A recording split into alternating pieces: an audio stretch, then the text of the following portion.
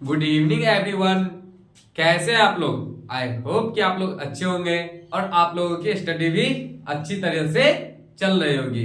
आइए आज के लेक्चर को हम लोग स्टार्ट करते हैं। तो आज के लेक्चर में हम लोग बात करने वाले हैं बच्चों, क्या फिजिक्स के अंदर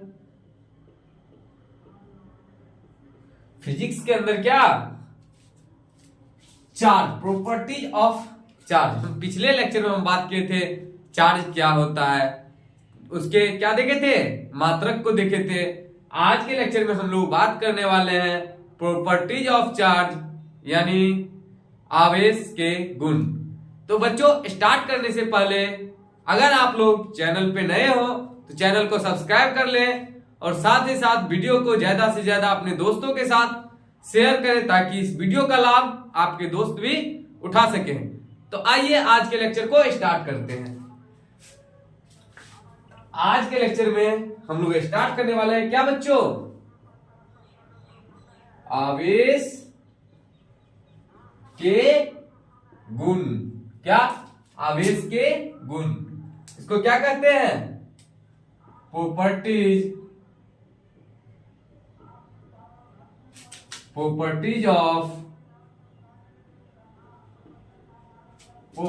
of charge. Properties of charge यानी आवेश के गुण।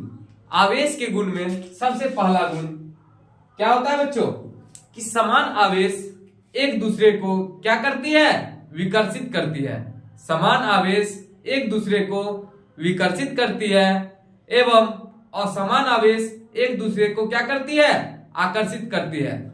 आपको पता है कि पॉजिटिव चार्ज अगर पॉजिटिव चार्ज की ओर लाएंगे तो एक दूसरे को, ये इसको इधर की ओर धकेलेगा और यह इसको इधर की ओर, यानी रिपेल, एक दूसरे को विकर्षित करता है, यानी एक दूसरे को सटने नहीं देता है।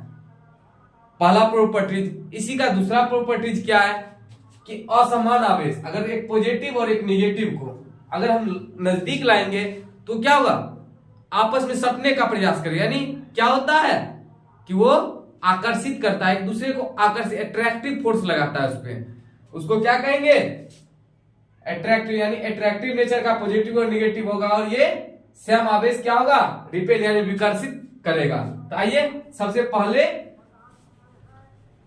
पहला प्रॉपर्टीज लिखते हैं। क्या करता है सबसे पहला प्रॉपर्टीज,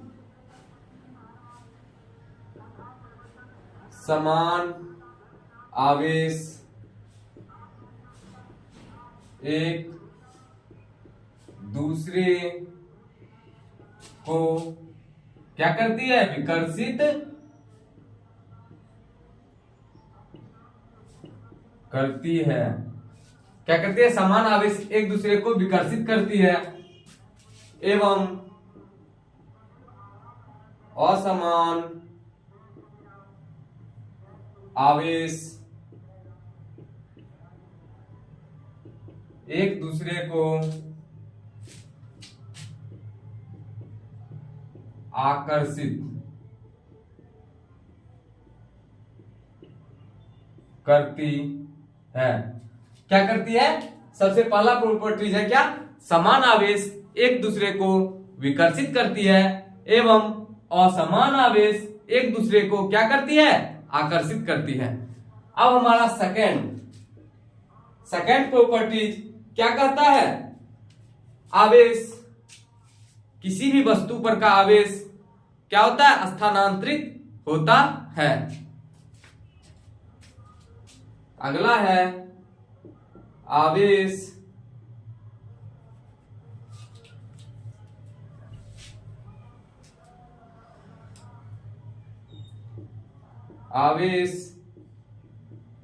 एक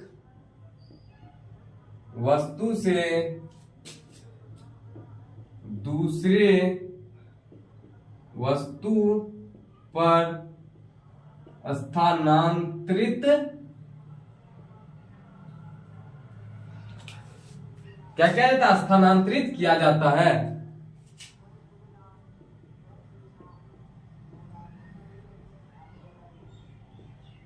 स्थानांतरित किया जाता है, क्या होगा, आवेश एक वस्तु से दूसरे वस्तु पर क्या किया जाता है, स्थानांतरित किया जाता है। कैसे? जैसे हम रबर को घिसेंगे किस चीज पर, कागज पे या किसी भी चीज पे, तो उस पे क्या होता है, एक पे पॉजिटिव चार्ज, मतलब अगर वो दोनों न्यूट्रल है तो एक पे पॉजिटिव चार्ज हो जाता है और एक निगेटिव पर। वो क्या करता है, इलेक्ट्रॉन को ट्रांसफर करता है। जब उसको हम रगड़ते हैं, जब रबर को हम रगड़ते हैं तो उस पर क्या होता है, इलेक्ट्रॉन ट्रांसफर हो जाता है। जैसे एक और चीज, जैसे हम लोग बचपन में करते थे कि जैसे बाल पे ऐसे इस तरह से पेन को रगड़े, उसका एक छोटा छोटा सा कागज का टुकड़ा लेते थे, क्या, कागज का टुकड़ा, और उसको जब हम लोग पेन को नजदीक में लाते थे तो क्या होता था, वो कागज का टुकड़ा पेन से चिपकने लगता था। क्या, क्यों चिपकता है? क्योंकि जब हम पेन को बाल से क्या करते हैं, घिसते हैं, तो घिसने पर क्या होता है, इलेक्ट्रॉन ट्रांसफर होता है। हमारे बॉडी से इस पे इलेक्ट्रॉन ट्रांसफर होता है, पेन पे इलेक्ट्रॉन ट्रांसफर होता है। और जब हम न्यूट्रल वस्तु को लाते हैं नजदीक तो उसका क्या होता है, पॉजिटिव चार्ज वो अट्रैक्ट करने लगता है, जिसके कारण वो क्या होता है, चिपक जाता है। वही कहता है कि आवेश एक वस्तु से दूसरे वस्तु पर क्या होता है, स्थानांतरित किया जाता है। तीसरा, इसका तीसरा गुण है, यह क्या होता है, यह अदिश राशि होता है। अदिश राशि होता है। क्या होता है, यह एक अदिश राशि होता है, स्केलर क्वांटिटी होता है। इसमें सिर्फ मैग्नीट्यूड होता है, ना कि डायरेक्शन। इसमें क्या होता है, डायरेक्शन नहीं होता है, यह एक मैग्नीट्यूड होता है। इसके बाद इसका चौथा प्रॉपर्टी क्या करता है, आवेश क्या होता है, संरक्षित होता है। क्या करता है, आवेश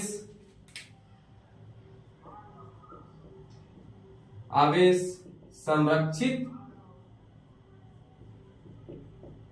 होता है। आवेश संरक्षित यानी कंजर्व, यह कहने का क्या मतलब है, अर्थात संरक्षित का मतलब होता है क्या, न तो उसे उत्पन्न किया जाता है और न ही नष्ट किया जाता है, इसे एक रूप से दूसरे रूप में बदला जाता है। यहां पर आवेश संरक्षित होता है कहने का क्या मतलब हुआ, आइए उसको देखते हैं। अर्थात आवेश को न तो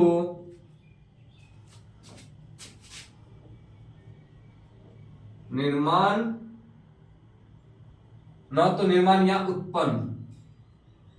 उत्पन्न किया जा सकता,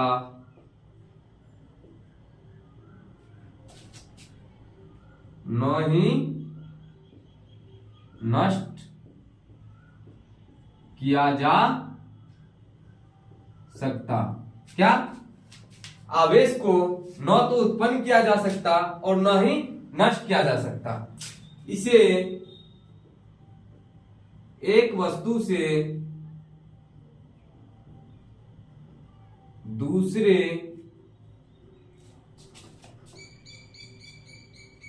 वस्तु में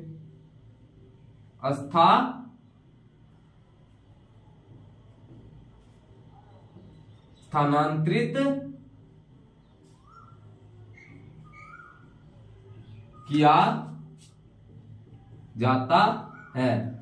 यानी आवेश को जो है क्या किया जाता है, आवेश संरक्षित होता है कहने का मतलब, अर्थात आवेश को न तो उत्पन्न कर सकते हैं, क्या कर सकते हैं, न ही उत्पन्न कर सकते हैं और न ही नष्ट कर सकते हैं। इसे एक रूप यानी एक फॉर्म से दूसरे फॉर्म यानी एक वस्तु से दूसरे वस्तु में क्या किया जाता है, ट्रांसफर किया जाता है। जब हम दो रबर को घिसते हैं, क्या, जब हम दो रबर को या किसी भी दो वस्तु को घिसते हैं, उसमें क्या होता है, एक में अगर इलेक्ट्रॉन होगा, यानी यह वस्तु, मान लिया यह दो वस्तु है, इसको हम लोग घिसे, दोनों न्यूट्रल है, अगर यह चार्ज होगा यह भी चार्ज होगा।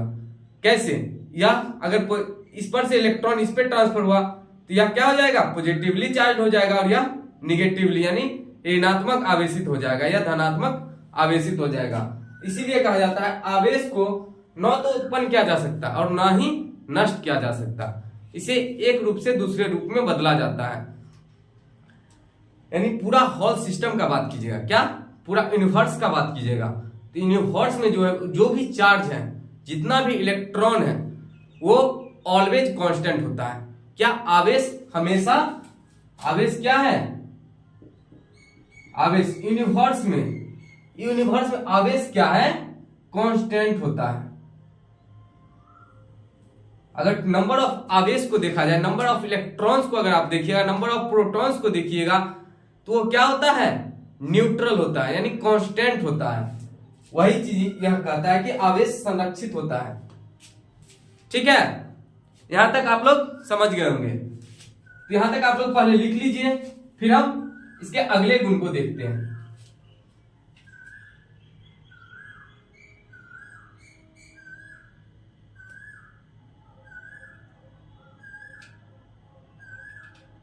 तो यहां तक आप लोग लिख लिए होंगे। आइए इसके अगले गुण को देखते हैं।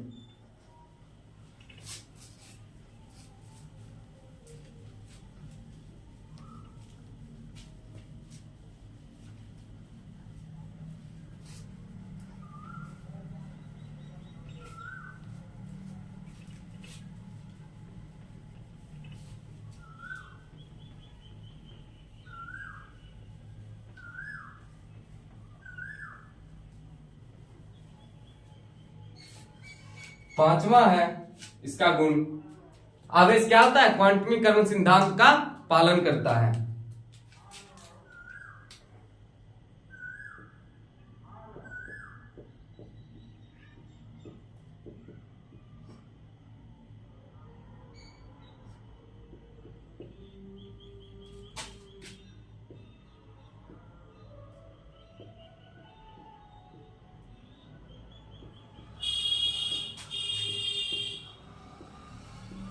क्वांटमीकरण के सिद्धांत का पालन करता है। क्या करता है, आवेश क्वांटमीकरण के सिद्धांत का पालन करता है। ये क्वांटमीकरण सिद्धांत होता क्या है, आइए उसको देखते हैं। इसमें हमारा एक टॉपिक है, आवेश के क्वांटमीकरण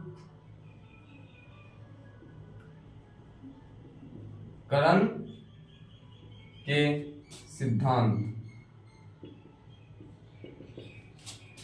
क्वांटमीकरण के सिद्धांत। आवेश के क्वांटमीकरण के अनुसार, क्या ये आवेश के क्वांटमीकरण जो है, यह क्या है, यह है हमारा Q equal to plus minus N. क्या है, Q equal to plus minus N, यानी इसका जो क्या है, सिद्धांत कहता है कि क्वांटमीकरण के अनुसार क्या है, किसी भी वस्तु का आवेश, किसी भी वस्तु का आवेश एक इलेक्ट्रॉन के, क्या, किसी भी वस्तु का आवेश एक इलेक्ट्रॉन के पूर्णांक के, एक इलेक्ट्रॉन के पूर्णांक के गुणज के बराबर होता है। तो आइए उसको लिखते हैं।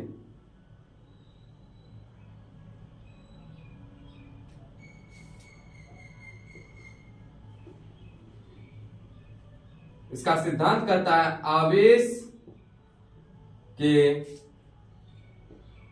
क्वांटमीकरण,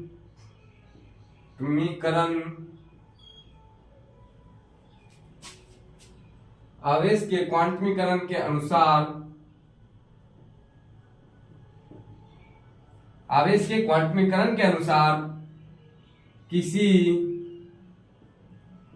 वस्तु का आवेश एक इलेक्ट्रॉन के आवेश के पूर्णांक गुणज होता है। क्या होता है, आवेश के क्वांटमीकरण के अनुसार किसी वस्तु का आवेश एक इलेक्ट्रॉन के आवेश के पूर्णांक गुणज के बराबर होता है। अर्थात यहां से कह सकते हैं Q equal to plus minus N, जहां Q क्या है? किसी वस्तु पर का आवेश है। क्या है? किसी वस्तु पर का आवेश है। N क्या है? N एक क्या है? पूर्णांक संख्या है। पूर्णांक संख्या है। N एक पूर्णांक संख्या है और ये क्या है? इलेक्ट्रॉन है। इलेक्ट्रॉन का मान -1.6 इंटू -19 कूलम। ये यहां पर ये चीज दिया गया है। तो यहां पर से क्या कर सकते हैं? Q equal to plus minus Ne। उसके बाद यहां से हम निकाल सकते हैं N इक्वल टू मॉड में क्या होगा? Q upon E। N equal to Q upon E। तो यहां पर क्या होगा? N equal to Q upon E। तो Q कब वैलिड होता है? पॉसिबल कब है? Q जब कब पॉसिबल होता है? पॉसिबल का कंडीशन होता है जब n एक पूर्णांक संख्या हो।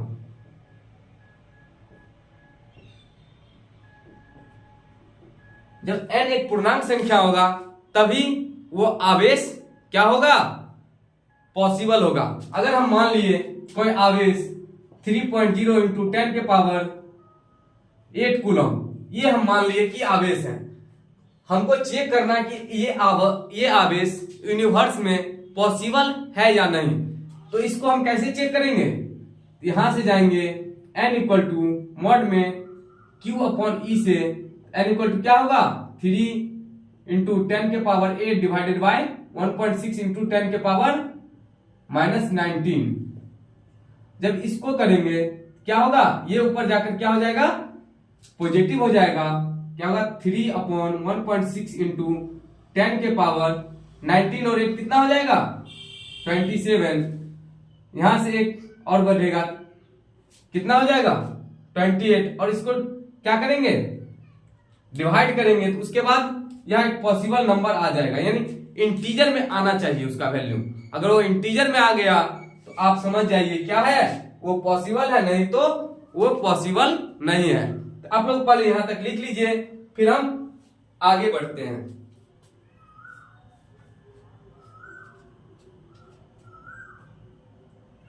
तो आप लोग यहां तक लिख लिए होंगे। आइए अब आगे बढ़ते हैं।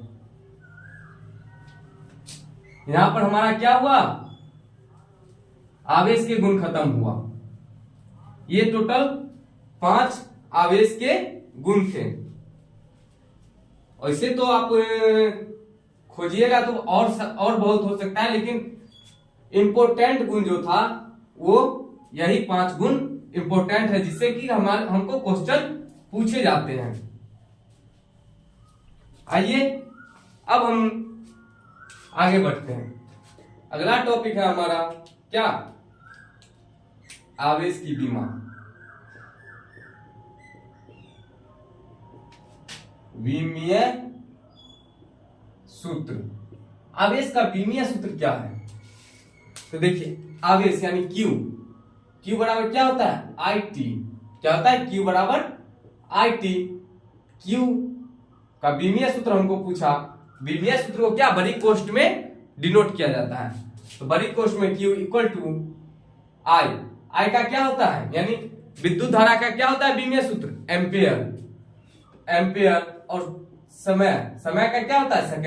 सेकंड का क्या होता है? T। AT। क्या होगा इसका? आवेश का विमीय सूत्र क्या होगा? AT। ये आप लोग लिख लीजिए।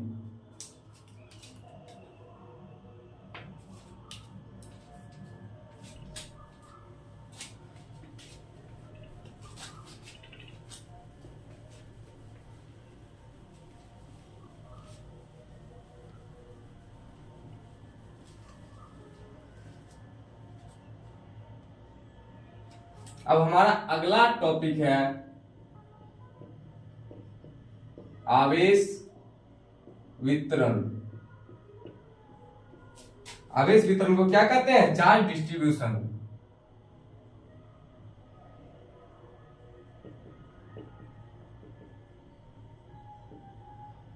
चार्ज डिस्ट्रीब्यूशन ये क्या होता है?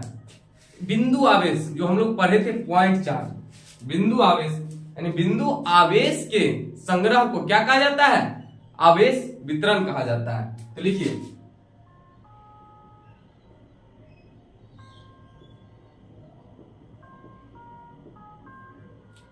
बिंदु आवेश के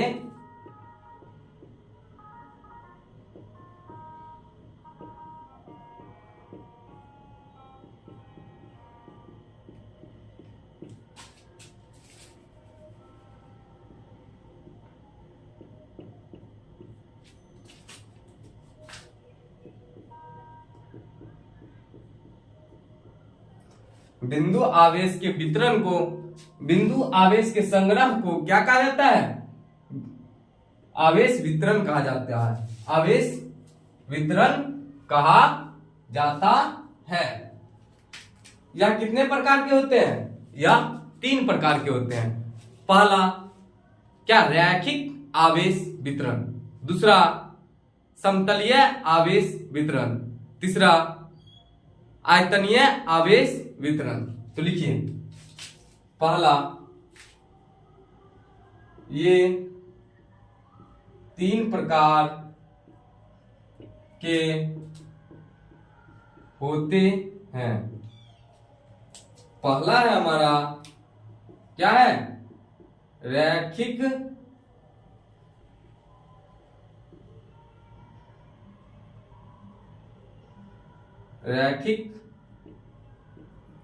आवेश वितरण। दूसरा है समतलीय आवेश वितरण। तीसरा है आयतनीय आवेश वितरण। इसको क्या कहते हैं? रैखिक आवेश वितरण को अंग्रेजी में कहते हैं linear charge distribution.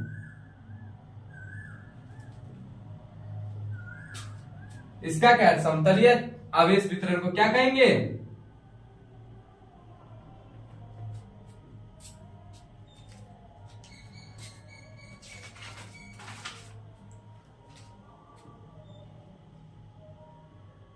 Surface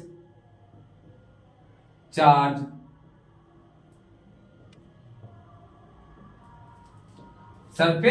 distribution. तीसरा है आयतनीय आवेश वितरण। आयतनीय आवेश वितरण को क्या कहेंगे?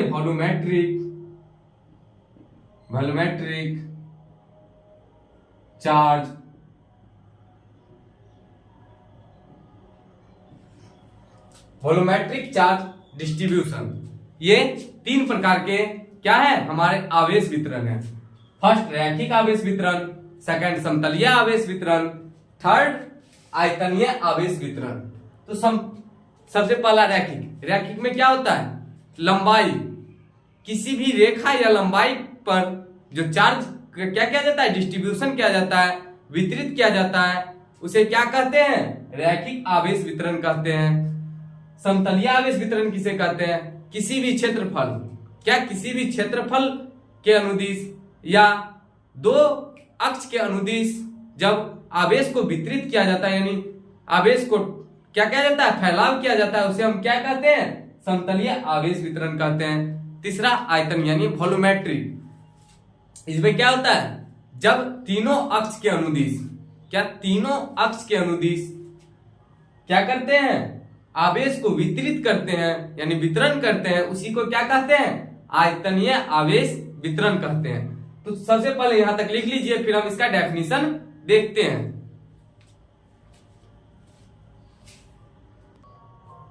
तो आप लोग यहां तक लिख लिए होंगे। आइए अब हम देखते हैं रैखिक आवेश वितरण होता क्या है।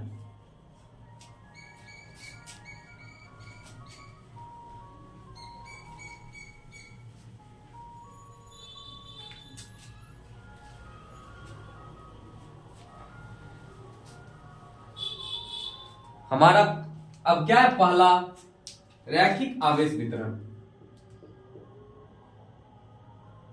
रैखिक आवेश वितरण, इसको क्या कहते हैं? लीनियर चार्ज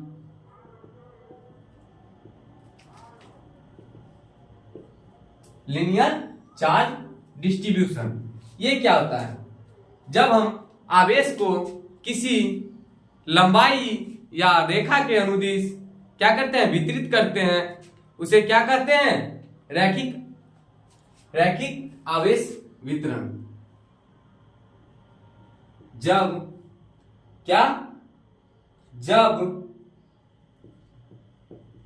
आवेश को किसी रेखा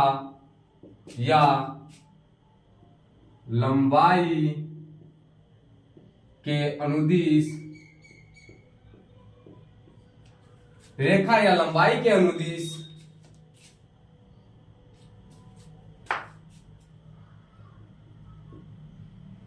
वितरण करते हैं। क्या करते हैं? जब आवेश को किसी रेखा या लंबाई के अनुदिश वितरण करते हैं, उसे क्या कहते हैं? रैखिक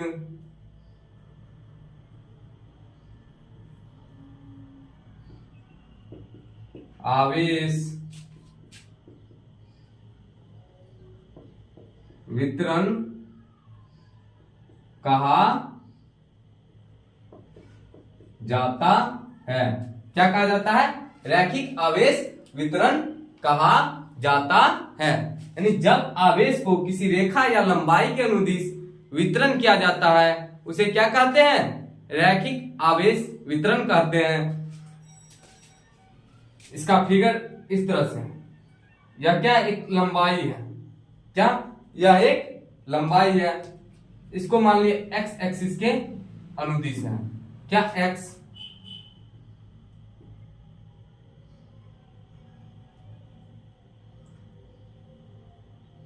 ये एक्स एक्सिस, वाई एक्सिस, और यह क्या है? जेड एक्सिस है। ये एक्स एक्सिस पर एक क्या है? वस्तु को रखा गया है। इस पर हम क्या? पॉजिटिव चार्ज को क्या कर रहे हैं? वितरण कर रहे हैं। क्या कर रहे हैं? वितरण कर रहे हैं। यह क्या होगा? यह कि कौन? एक्स एक्सिस पर, यानी एक अक्ष पर, यानी एक रेखा पर हम क्या कर रहे हैं? आवेश को वितरित कर रहे हैं। इसी को क्या कहते हैं? रैखिक आवेश वितरण कहते हैं। आप यहां तक लिख लीजिए। हम इसी में हम देखेंगे रैखिक आवेश घनत्व। क्या? रैखिक आवेश घनत्व क्या होता है? तो आप यहां तक लिख लीजिए, फिर हम उसको देखते हैं।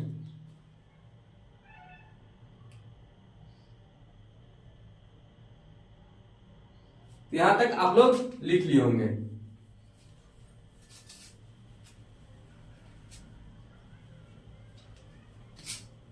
इसी में देखते हैं क्या?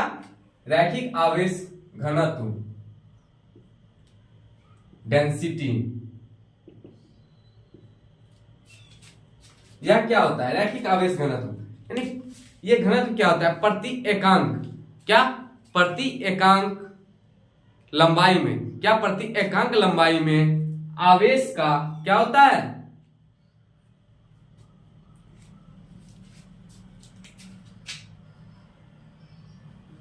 प्रति एकांक लंबाई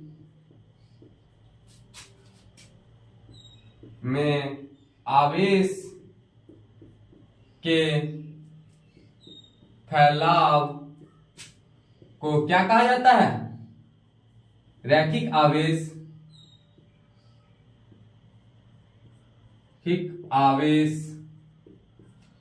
घनत्व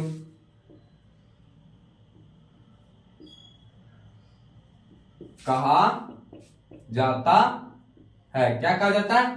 प्रति एकांक।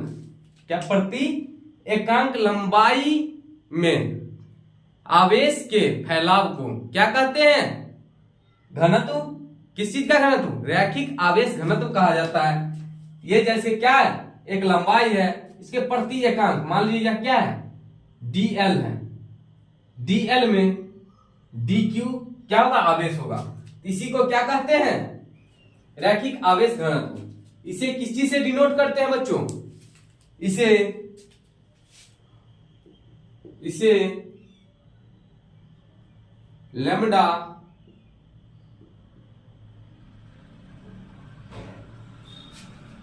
इसे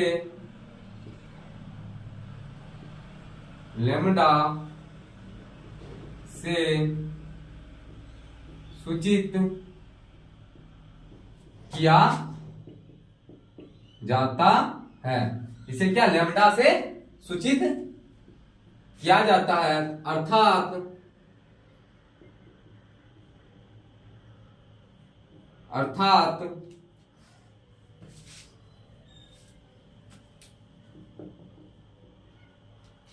लैम्डा इक्वल टू क्या होगा, डी क्यू अपॉन क्या हो जाएगा, डी एल।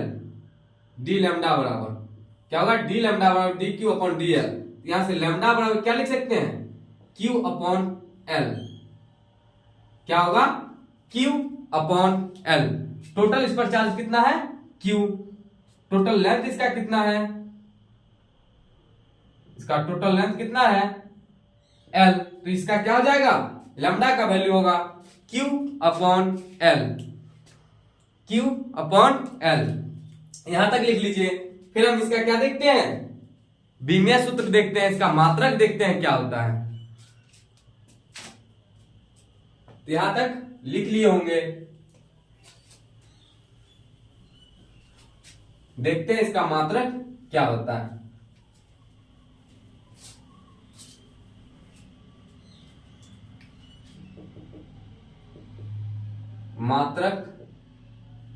मात्रक बराबर क्या होगा, देखिए लैम्डा इक्वल टू क्या है, क्यू अपॉन एल। क्यू का क्या होता है, कूलम अपॉन एल, लेंथ का मीटर। इसका क्या होगा, कूलम पर मीटर। लैम्डा का क्या हो जाएगा मात्रक, कूलम पर मीटर। लैम्डा का मात्रक कूलम पर मीटर। इसका बीमीय सूत्र,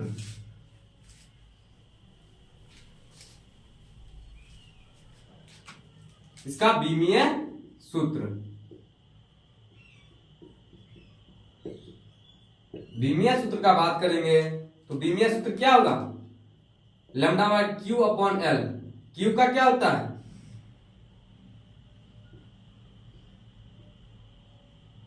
क्या करें, बीमीय सूत्र को का बात कर रहे हैं। तो बीमीय सूत्र को किस चीज से डिनोट, किसके अंदर रखते हैं, बड़ी कोष्ठ के अंदर रखते हैं। तो क्या होगा, क्यू का क्या होता है, ए टी। लेंथ का क्या होता है, एल। यहां से क्या होगा, ए टी एल इनवर्स। क्या होगा, ए टी पर एल, ए टी पर एल किस चीज का होगा, लैम्डा का होगा। यहां तक आप लोग लिख लीजिए। फिर हम सेकंड देखते हैं, समतलीय आवेश वितरण।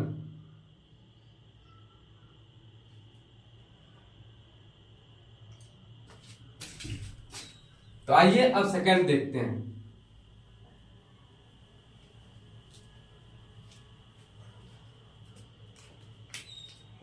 सेकंड हमारा है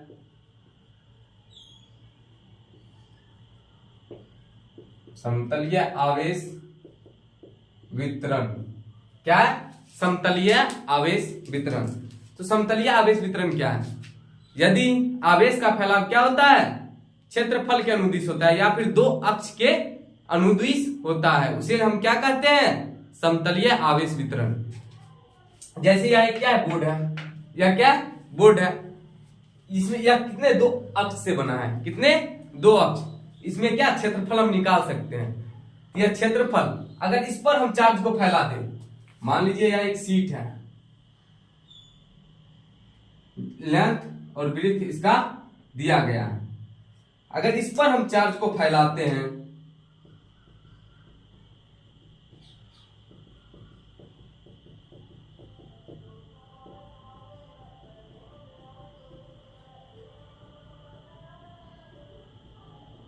या इस पर हम चार्ज फैलाते हैं, या फिर हमारे पास एक कॉपी है, यह क्या है, कॉपी है, इस पर क्या कर रहे हैं, हम आवेश को फैलाएंगे। क्या इस पर अगर हम आवेश को फैलाएंगे तो क्या होगा, इस पर या फिर बोर्ड पर या फिर किसी भी दो अक्ष, जिसमें दो अक्ष होना चाहिए, यानी जिसका हम क्षेत्रफल निकालें वो होना चाहिए, उसमें क्या होगा, क्षेत्रफल के अनुदिश अगर आवेश का फैलाव होगा, क्या, यदि किसी वस्तु पर क्या होगा, क्षेत्रफल के अनुदिश आवेश का फैलाव होता है या फिर दो अक्ष के अनुदिश आवेश का फैलाव होता है, उसे हम क्या कहते हैं, उसे समतलीय आवेश वितरण कहते हैं। इसको क्या कहते हैं, surface charge distribution. Surface charge distribution, इसको हम इसका डेफिनेशन सबसे पहले लिखते हैं।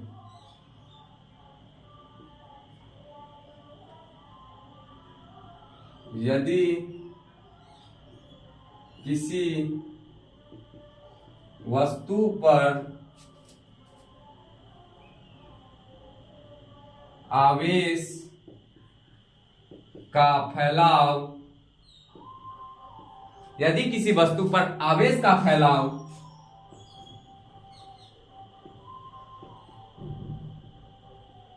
क्षेत्रफल के अनुदिश या किसी दो अक्ष के अनुदिश, यदि किसी वस्तु पर आवेश का फैलाव क्षेत्रफल के अनुदिश या किसी दो अक्ष के अनुदिश हो, उसे क्या कहते हैं, उसे समतलीय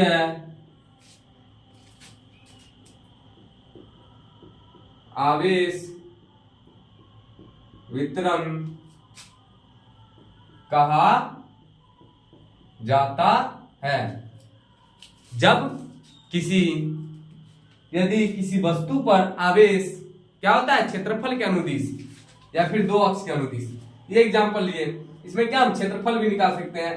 अगर आप एक्सिस का बात की जाए तो क्या होगा, अगर इसे हम एक्स एक्सिस मानते हैं, इसको हम वाई एक्सिस मानते हैं, इसको ओरिजिन लेते हैं, इसे जेड एक्सिस मानते हैं, क्या जेड एक्सिस, तो इस पर क्या होगा, इस पर नहीं आवेश है, यानी दो अक्ष के अनुदिश आवेश को हम क्या कर रहे हैं, फैला रहे हैं, इसी को क्या कहेंगे, समतलीय आवेश वितरण कहेंगे। यहां तक आप लोग लिख लीजिए, फिर हम देखते हैं समतलीय आवेश घनत्व क्या होता है।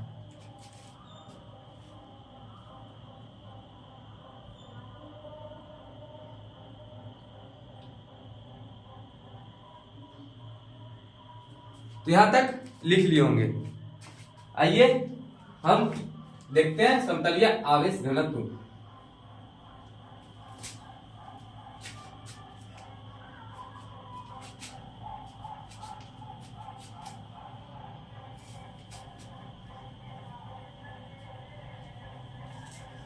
समतलीय आवेश घनत्व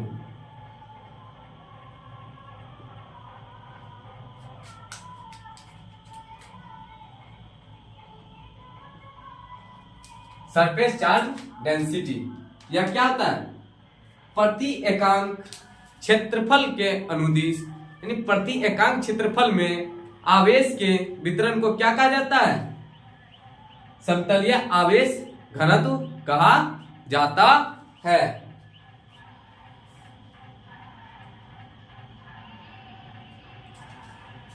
तो लिखिए डेफिनेशन, प्रति एकांक, क्या, प्रति एकांक क्षेत्रफल, प्रति एकांक क्षेत्रफल में आवेश, प्रति एकांक क्षेत्रफल के आवेश को क्या कहते हैं, समतलीय आवेश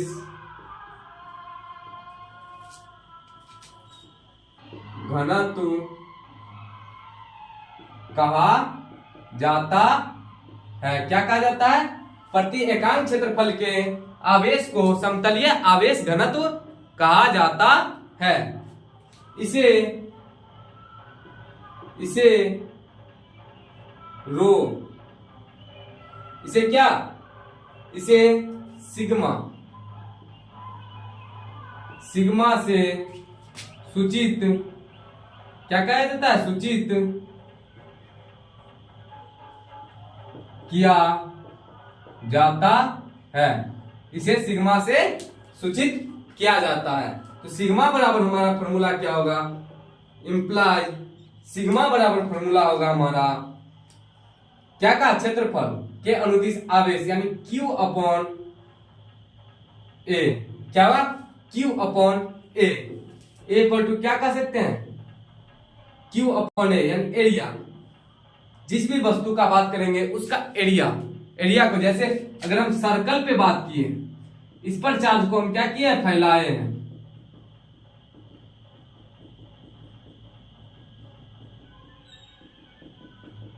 पूरा फैला दिए, या क्या सेंटर है इसका, यह क्या दिया, रेडियस दे दिया गया। अगर इस पर बात किया जाएगा, या क्या इसको अगर एक्स एक्सिस मान लिए, एक्स मान लिए, इसको वाई मान लिए, तो क्या दो अक्ष पे है, क्या दो अक्ष पे है, और इसका क्या क्षेत्रफल हो सकता है। इस क्षेत्रफल को क्या लिखेंगे, एरिया, यहाँ पर एरिया क्या हो जाएगा, तो पाई आर स्क्वायर हो जाएगा। अगर यही हम इस पर बात करेंगे, रेक्टेंगल पर एल बी पर, अगर इस पर डिनोट करेंगे, इस पर क्या हो जाएगा, एल गुने बी, यानी जो भी एरिया होगा वही यहाँ पर एरिया, यानी अगर हम सिग्मा का मान निकालेंगे तो Q अपॉन ए होगा, क्या होगा, Q अपॉन ए। यहां तक आप लोग लिख लीजिए। उसके बाद इसका पूछा जाएगा, अगर मात्रक का बात अगर किया जाएगा तो मात्रक यहां से क्या निकलेगा, सिग्मा का मात्रक क्या, Q अपॉन ए है।